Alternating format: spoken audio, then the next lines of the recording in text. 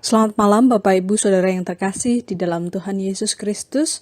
Pada hari ini Selasa 15 Februari tahun 2022, kita kembali berjumpa dalam bersatu hati dalam doa bersama. Saudara-saudara, kita pada malam hari ini akan membahas tentang tema Hari Kasih Sayang. Wah, Hari Kasih Sayang harusnya kemarin, tanggal 14 Februari. Tapi apa yang bisa kita renungkan dari Hari Kasih Sayang yang sudah terjadi satu hari yang lalu? Oleh sebab itu, sebelum kita membahas dalam terang firman Tuhan, saya mengajak kita semua untuk berdoa. Mari kita berdoa. Ya Tuhan, kami bersyukur untuk cinta kasih yang Tuhan berikan kepada kami pada malam hari ini. Sebelum kami mengakhiri hari, izinkan kami untuk mendengar sapaan-Mu. Tolonglah kami untuk membuka diri menerima sabda-Mu. Di dalam Kristus, kami memohon. Amin.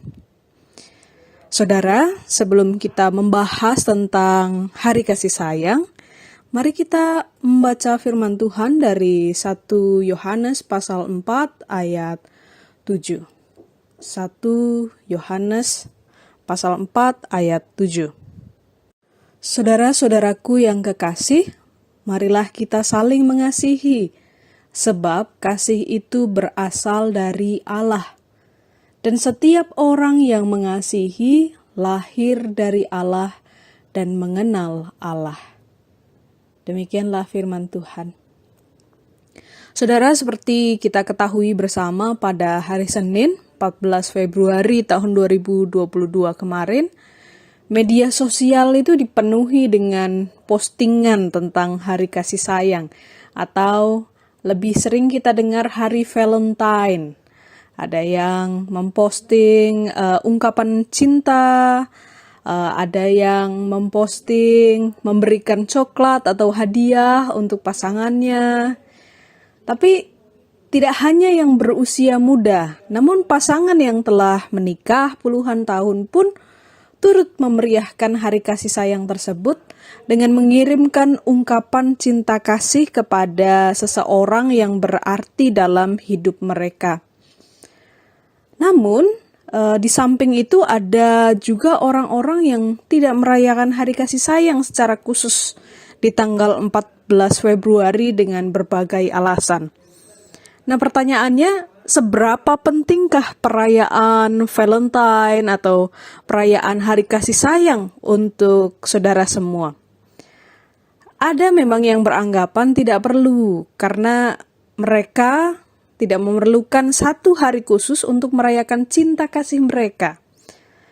Tetapi ada yang beranggapan perlu, karena di hari itu mereka bisa menyatakan perasaan mereka dengan nuansa yang berbeda dibanding hari-hari biasanya. Ya, sebenarnya akan sangat baik jika kita mampu mengungkapkan perasaan sayang dan cinta kasih kita kepada orang terdekat setiap hari. Tetapi harus disadari seringkali kehidupan kita tidak memungkinkan kita untuk demikian. Maksudnya mengungkapkan rasa sayang, cinta kasih setiap hari. Kita sibuk bekerja, sibuk belajar, atau berbagai aktivitas yang menyita sebagian besar waktu kita, yang membuat kita tidak sempat untuk mengungkapkan rasa sayang dan cinta kita kepada orang yang sangat kita kasihi. Ketika orang tua kita masih hidup, kita tidak menyatakan kasih sayang kita kepada mereka. Setelah mereka tidak ada, baru kita menyesal karena kita tidak sempat menyatakan kasih kita. Demikian juga kepada anak-anak kita. Setelah mereka terlibat dalam pergaulan yang tidak baik, kita terkejut, syok, dan baru berusaha menyatakan kasih kita kepada mereka. Yesus dalam firman-Nya tadi mengatakan kepada kita semua bahwa saudara-saudaraku yang kekasih, marilah kita saling mengasihi. Sebab kasih itu berasal dari Allah. Dan setiap orang yang mengasihi lahir dari Allah dan mengenal Allah. Yesus juga pernah mengatakan dalam sabdanya, dalam Yohanes pasal 13 ayat 34, Aku memberikan perintah baru kepada kamu, yaitu supaya kamu saling mengasihi.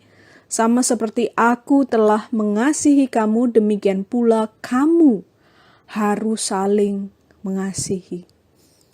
Bahkan Yesus juga memberikan sebuah dimensi baru mengenai kasih, yaitu sebuah kasih seorang yang begitu besar hingga sanggup memberikan nyawanya untuk sahabat-sahabatnya. Jika kita perhatikan dari sabda-sabda Tuhan ini, Tuhan sungguh memberikan penekanan kepada kita pentingnya mengasihi. Tidak hanya mengasihi orang-orang yang ada di sekeliling kita, tetapi juga kita dipanggil untuk mengasihi siapapun. Oleh karena itu, kita harus saling menyatakan kasih sayang kita kepada orang-orang yang kita kasihi. Pasangan kita, orang tua kita, anak-anak kita, saudara-saudara kita, bukan hanya pada hari kasih sayang saja, melainkan setiap hari. Ketika saudara bertemu dengan pengemis, pengamen, setidaknya berikan senyum saudara. Walaupun saudara tidak bisa memberikan uang. Ada banyak orang yang kehilangan kasih di sekitar kita. Orang yang tidak memperoleh kasih sayang dari orang tuanya, keluarga broken home, suami istri yang bermasalah, orang-orang yang hidupnya begitu susah, dan lain sebagainya. Oleh sebab itu, saudara-saudara, alangkah indahnya jika hari ini, hari kasih sayang, hari Valentine, tidak hanya dipakai untuk kerabat terdekat saja, tetapi sebagai titik tolak untuk membagikan sebentuk kasih yang kita terima dari Allah. Amin.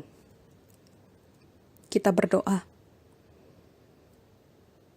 Ya Tuhan, kami bersyukur untuk cinta kasih dari Tuhan yang begitu besar di dalam hidup kami. Rasa cinta itu yang membuat kami dapat bersyukur dan berbahagia setiap hari.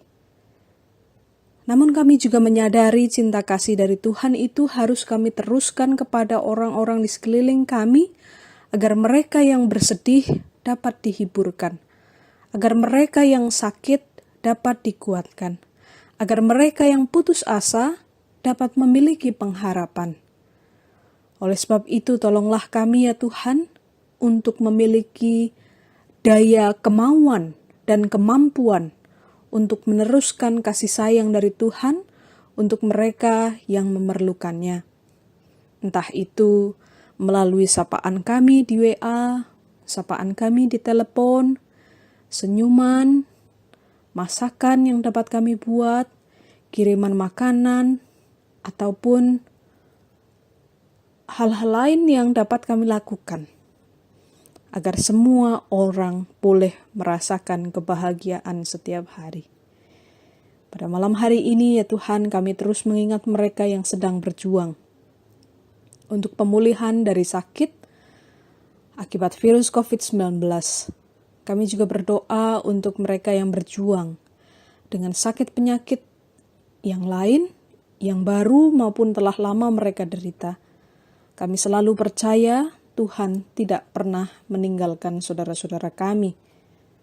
Tuhan tahu apa yang mereka butuhkan.